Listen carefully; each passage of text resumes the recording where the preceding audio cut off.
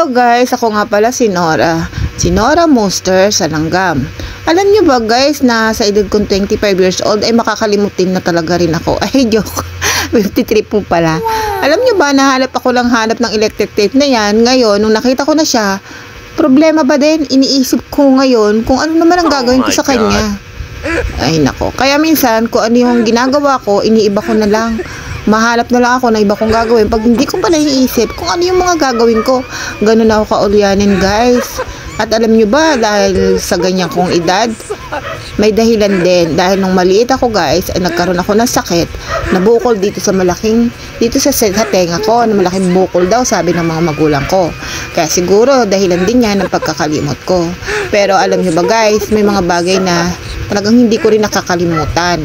Pero yung mga panandalian, yung mga ngayon lang naiisip, yun yung mga nakakalimutan ko guys, yung mga ginagawa. Pero yung kabataan ko, ang dali-dali kong maalala. Hindi ko makalimutan yung mga kabataan ko.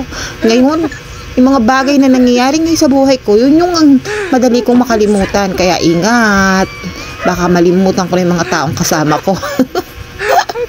So ayan na nga guys. Isip na naman ako ng isip guys kung nasa na nga gagawin ko. At alam nyo ba kung ano hinahanap ko guys? Hulaan nyo kung ano hinahanap ko. Alam nyo ba kung ano hinahanap ko guys? Ha? Hindi nyo maisip kung ano. Ako nga din hindi. Ayun. Ayun guys. Grabe talaga pagkaulyanin ko.